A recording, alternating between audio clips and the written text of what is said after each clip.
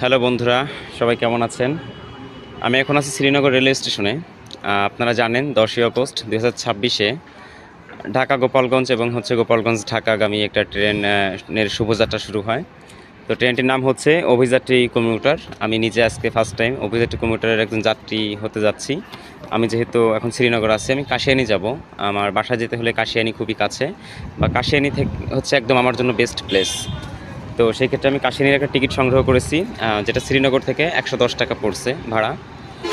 তো আপনারা দেখতে থাকুন, এখন শ্রীনগর ট্রেন আসবে, বাকিটাও দেখাচ্ছি, ওইটা নিচ্ছি।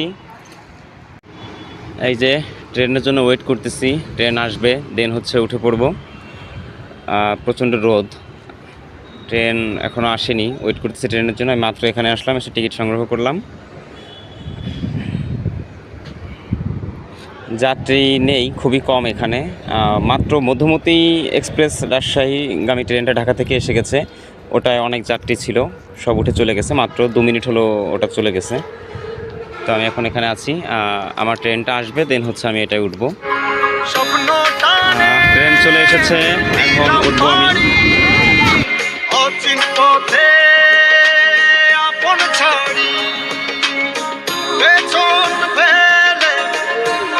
হ্যালো বন্ধুরা, সবাই কেমন আছেন?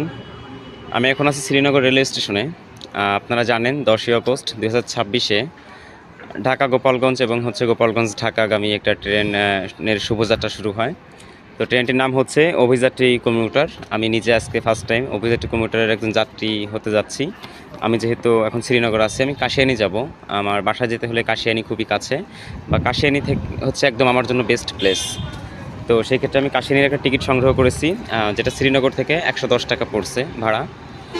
তো আপনারা দেখতে থাকুন, এখন শ্রীনগর ট্রেন আসবে, বাকিটাও দেখাচ্ছি, ওইটা নিচ্ছি। এই যে ট্রেনের জন্য ওয়েট করতেছি, ট্রেন আসবে দেন উঠে পড়ব। প্রচণ্ড রোদ, ট্রেন এখনও আসেনি, ওয়েট করতেছি ট্রেনের জন্য। আমি মাত্র এখানে আসলাম, এসে টিকিট সংগ্রহ করলাম। যাত্রী নেই, খুবই কম এখানে। মাত্র মধুমতি এক্সপ্রেস রাজশাহীগামী ট্রেনটা ঢাকা থেকে এসে গেছে, ওটায় অনেক যাত্রী ছিল, সব উঠে চলে গেছে। মাত্র 2 মিনিট হলো ওটা চলে গেছে।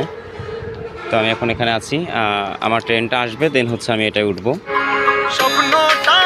ট্রেন চলে এসেছে, এখন উঠবো আমি।